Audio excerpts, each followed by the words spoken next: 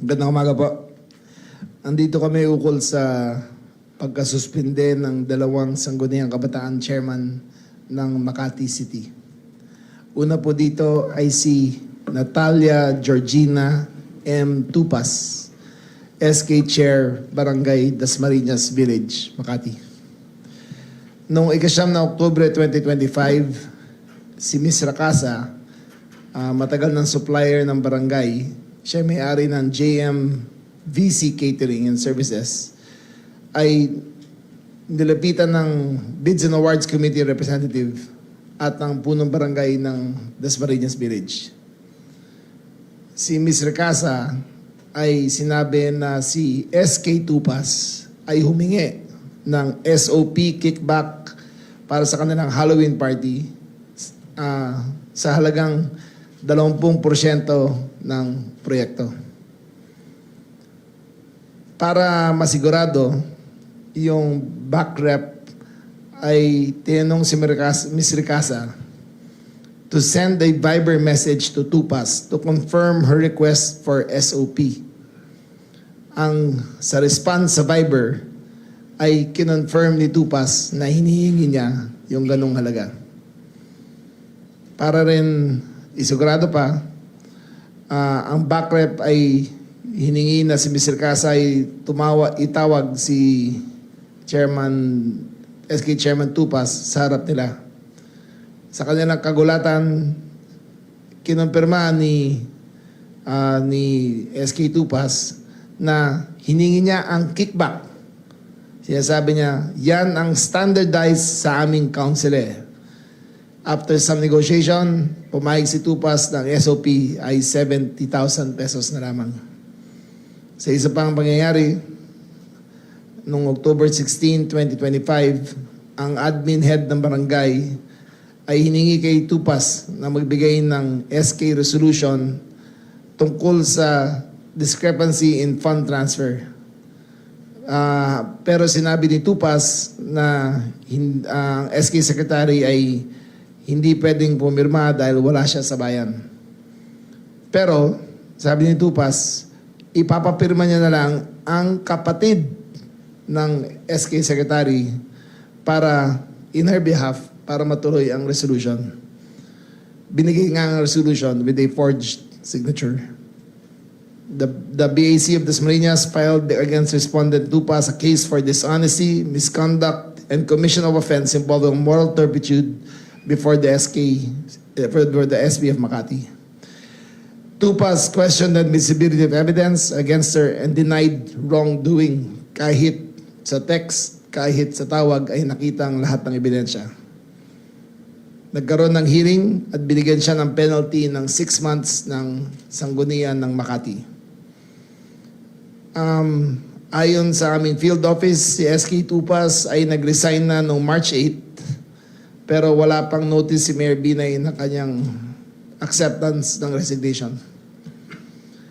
Ang recommendation ng DILG, SK Chair Tupas will be charged criminally with direct bribery and violation of RA 3019 for demanding payment of an SOP kickback.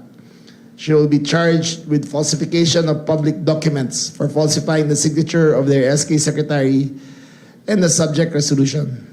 The case will be filed with the Office of the Ombudsman. Ang pangalawang kaso ay tungkol sa SK Chair ng Barangay Magallanes Village, Makati.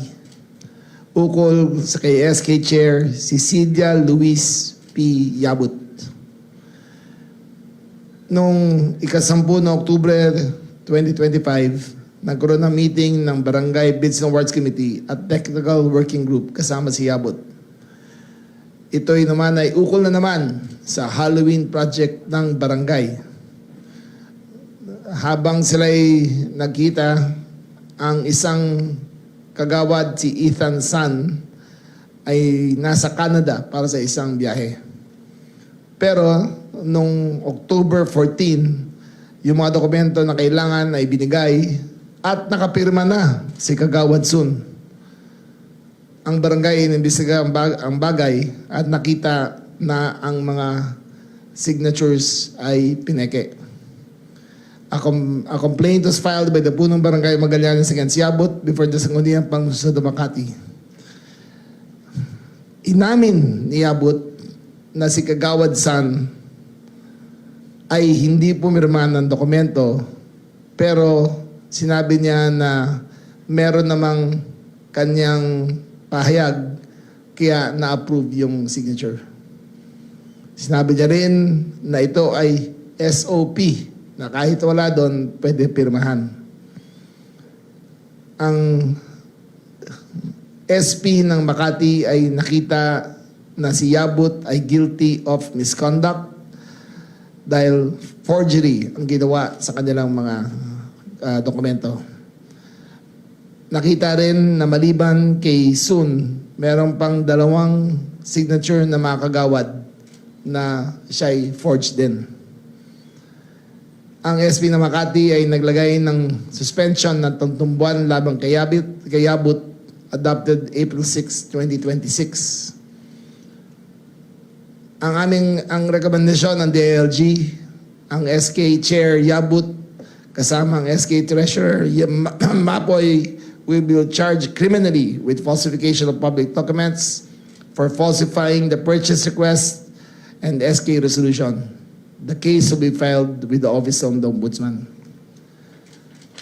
So nakikita nyo na sa aming pagsusuri na ang corruption ay umabot na sa SK hanggang sa pinakamayaman na mga barangay.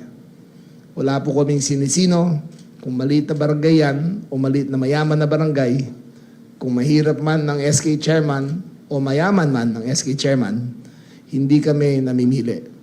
Ito ay clear display of corruption at the smallest unit of the DILG. Hindi namin papagpasin to para maging ehemplo na matuto naman ng SK na bata pa lang ay tumupod na sila sa kanilang katungkulan at wag nang gamitin ang kanilang katungkulan para magpayaman. Ang nakakainis dito, mayaman na ang mga to, gusto pa magpayaman gamit ang pera ng gobyerno sa kamurang panahon na kanila dito. So, gagawin namin na lahat para ma-forward to sa Ombudsman. Tutulong kami sa investigasyon at eventually kung mahanap na sila ay may probable cause ay idadalhin sa Sandigan Bayan for criminal prosecution.